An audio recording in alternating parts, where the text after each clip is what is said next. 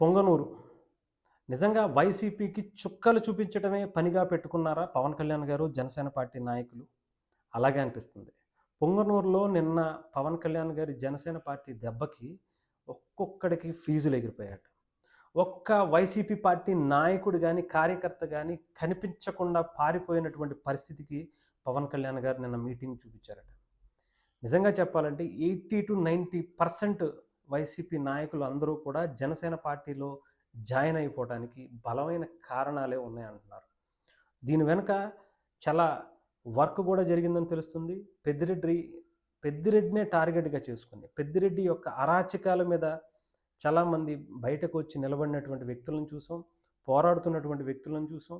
ముఖ్యంగా ఆయన అవినీతి అక్రమాలతో విసిగారిపోయినటువంటి పొంగనూరు ప్రజలను కూడా అటు పవన్ కళ్యాణ్ గారు ఆకర్షించుకునే విధంగా, అలాగే ఆ పార్టీలో ఉన్నటువంటి నాయకులందరినీ కూడా జనసేన పార్టీ వైపు తిప్పుకునే విధంగా పవన్ కళ్యాణ్ గారు వ్యూహరచన చేస్తున్నారట.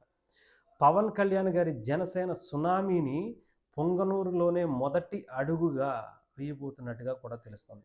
నిజంగా నిన్న నాగబాబు గారు మాట్లాడినటువంటి మాటల్లో చూడొచ్చు. ఇది జస్ట్ శాంపుల్ మాత్రమే. ముందుంది ముసళ్ళ పండగ అన్నట్టుగా నిన్న పెట్టారు.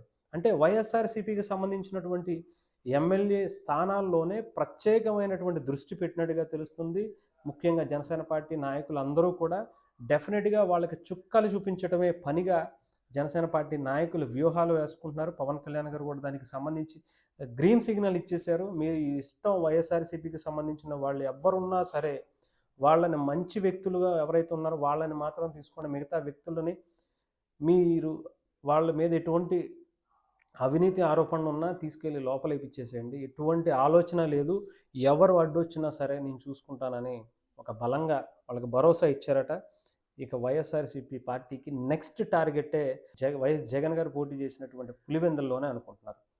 జస్ట్ అంటే కొట్టడమే కుంభస్థలాన్ని కొట్టే ఆలోచనలో పవన్ కళ్యాణ్ గారు ఉన్నట్టుగా తెలుస్తుంది. పెద్దిరెడ్డికి జస్ట్ శాంపుల్ మాత్రమే చూపిచ్చారు. ఇప్పుడు అసల పండగ ముందున్నట్టుగా తెలుస్తుంది. ఆయన్ని అరెస్టు చేసి ఆయన మీద ఉన్నటువంటి కేసులు నిరూపణ అయితే ఆయన జైలుకు పంపించడం కూడా ఖాయం అన్నట్టుగా తెలుస్తుంది.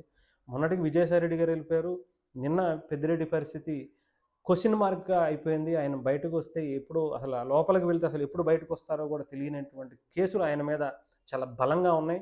అటు భూములు లాక్కున్నటువంటివి, అడవి భూములు లాక్కున్నటువంటివి ఎన్నో కేసుల మీద ఇవన్నీ కూడా ఆయన తేలితే మాత్రం ఏ ఒక్కటి తేలినా కూడా ఆయన రాజకీయ భవిష్యత్తు శూన్యంగా కనిపిస్తుంది.